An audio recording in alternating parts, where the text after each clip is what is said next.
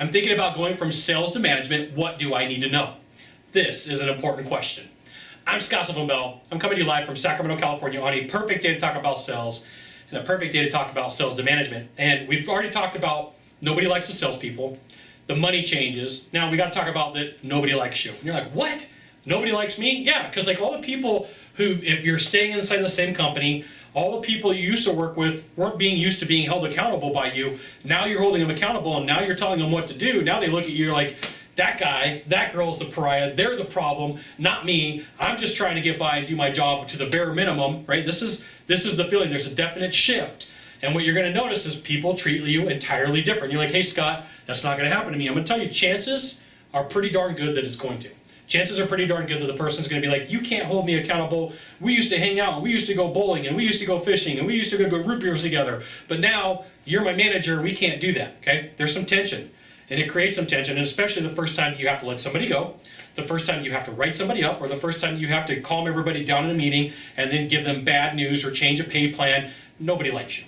Nobody, and you're like, Scott, it's not that way. I'm going to tell you, most of the time, I'm not saying all the time, I'm just saying most of the time, that the salespeople don't like what has to offer, especially if you're going in and cleaning up a mess that was there before.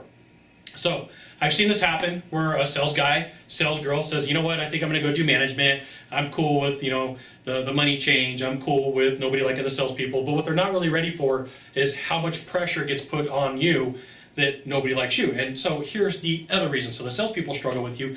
The office staff struggles with you too, because in their mind, you manage the guys who make all the money, and you manage, and you're always on their side, and you're always taking their team, and it's not fair. So managers don't like it. The office staff doesn't like it. The salespeople don't like it. And so like, this is why I say most people in the office don't like you.